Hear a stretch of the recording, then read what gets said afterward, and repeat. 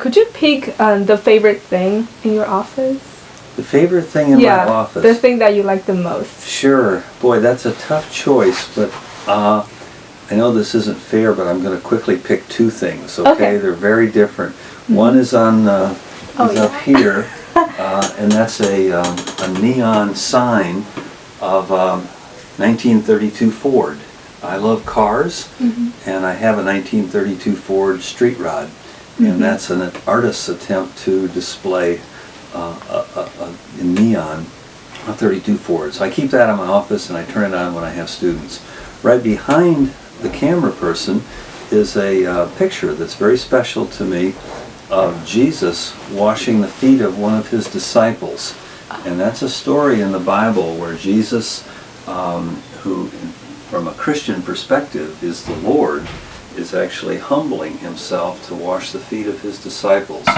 And I put that on the wall to remind me that even though I'm the professor and I have the PhD, that as a follower of Jesus, in some sense I'm called upon to wash the feet of my students. So that's a humble reminder for me of what my life is supposed to be like as a teacher. Why did you become interested in economics? And what made you interested in economics? I got interested in economics in kind of an odd way. I went to a liberal arts college, a small liberal arts college in the Midwest called Kalamazoo College. And we had no business school. So I had planned to work as a fishing tackle salesman. That's what I wanted to do as a career.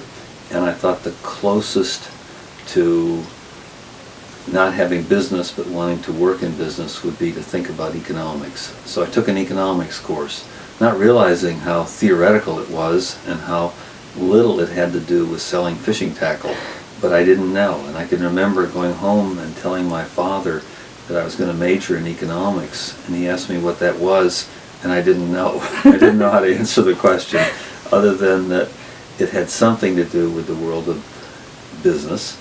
And the other thing I think that really influenced me is the professor took an interest in me as a student.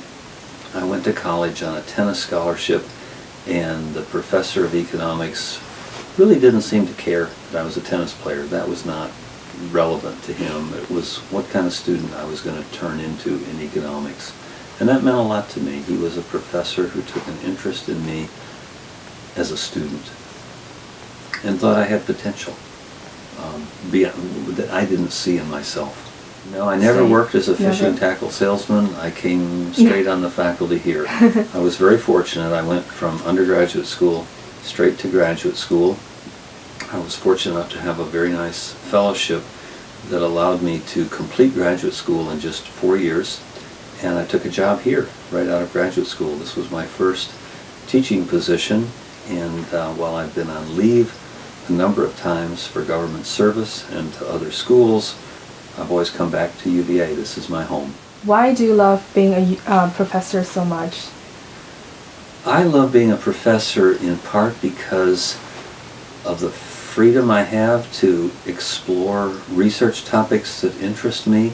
In one sense, I don't have a boss that says this is what you have to do, this is what you have to do research in. I can pick what I want. I enjoy that freedom. I think I like working with young people.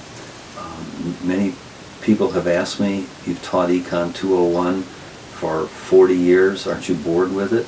And the honest answer is no, I'm not bored, because the students are new every year. I'd get bored if it were the same group of students for 40 years, and they'd get bored too. But it's a real treat to be able to work with young people, and that appeals to me. Economics is interesting.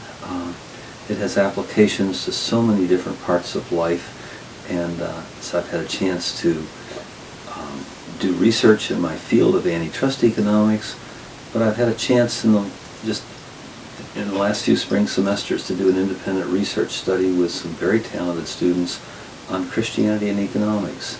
And then I get invited by a group of students to give a lecture on art and economics.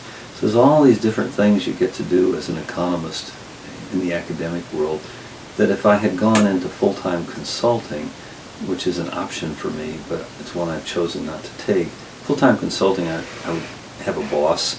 The topics would be more or less dictated, and I wouldn't be able to go off into these different areas like art and economics or writing of novels where the economist is a hero. That's something that you have the freedom, I have the freedom to do as a professor. Speaking of research topics, we know that you're interested in a lot of areas and like your interest is really diversified. But one most interesting topic to us could be religion and economics. And as a Christian yourself, like how would you explain why these two areas could connect with each other? Yeah, I've not done very much research in religion and economics. When I was on leave one semester at Pepperdine University, I team taught a course with actually a UVA undergraduate, a very bright UVA undergraduate economics major who went to Yale and got his PhD and now teaches at Pepperdine. He and I team taught a course on Christianity and economics. It was an experiment, and it was open to people who were either interested in economics or interested in the Bible and theology. And we had a real mixture.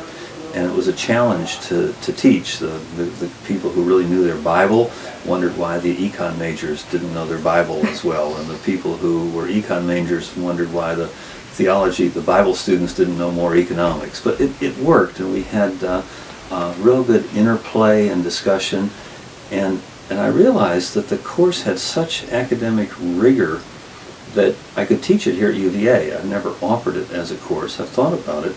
But instead, I've done this more on an independent study basis, where we do two things. We look at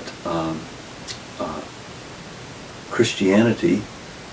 Well, let me start backwards. We'll take a look at what Christianity says about economic behavior, and so we kind of take the lens of Scripture and look at economic conduct as a worker, as a consumer, as a lender. But then we turn the table around, turn the lens around, and we look at religion through the lens of economic analysis. And that's kind of radical or new for some people to think about looking at the Christian church or congregations or individuals through the lens of utility maximization or the rational self-interest model. Wow, yeah. It just sounds so fascinating because for economics, it's kind of, for me, it's based on like rationality and self-interest, but like for Christianity, it's not like that. So like the two seems to be in contrast with each other, but like do you see like you can reconcile the conflict in some ways? Yeah, I think you can, and in fact, it may be that if you're of a Chinese background, you can do it better. One of the things that has struck me as I've gotten to know more and more Chinese students here at UVA, not only as students but as friends, is the Chinese notion, I mentioned it in Econ 201 the other day, of yin and yang. That in the Western mind, we seem to have a lot of difficulty dealing with things that are in tension with one another. If we have a thesis and an antithesis, we want a synthesis. And the Chinese people seem to be much more comfortable with a yin and yang, that there's these opposing forces that exist in a complementary way.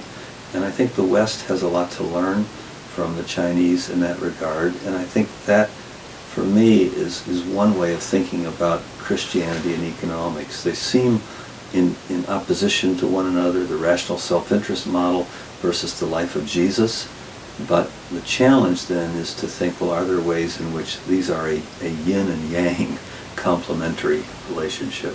And that's some of the things we explore in this readings course. Well, can you describe your typical day? So if we are going to draw a pie chart, what are the parts going to be for your typical day? Yeah. It usually begins for me pretty early in the morning. I usually get up at 5 o'clock. Wow. And believe it or not, I'm not the first person here. Mr. Kopic is usually here before I am, but we kind of open the building up, the two principals teachers, and so I try to get here pretty early, and I begin my day with devotions, and then if it's a Tuesday, let's say it's a Tuesday, which would be a day that I'm teaching principles, then I'll spend the morning reviewing and thinking about and actually almost delivering out loud the 201 lecture to be sure I'm really on top of it. And then I'll teach and then come back, and office hours are pretty intense for me on Tuesdays and Thursdays. They'll start at 2:30 and they'll often go non-stop until 6:30 or 7 o'clock. We'll just see students one right after another, and then I'll go home and have dinner with my wife, and then in the evening I'll either work on research projects, or if I have a consulting project, might do that at night. And I'm kind of a night owl. I usually work till midnight or 1 o'clock, thereabouts, and then go to bed and get up and start a new day. Wow, so you only sleep like 4 hours per day? I get about 4 or 5 hours of sleep. Yeah. Wow, so you've been doing this since you became a professor here? Since you Yeah, I taught work here? pretty long hours. Yeah. Wow. That's really But I impressive. don't work on Sunday. That's one thing. Sunday is for me a day of rest or a Sabbath. I go to church and I don't do any economics work on Sundays. So that's the great. Really look forward to Sunday, but I look forward to the other 6 days too. I enjoy my work. It's something I feel called to, but I'm so grateful that there is built into the Christian worldview a day of rest, and I look forward to that. Yeah. Well, thank you so much for your time. Yeah, I enjoyed chatting with you.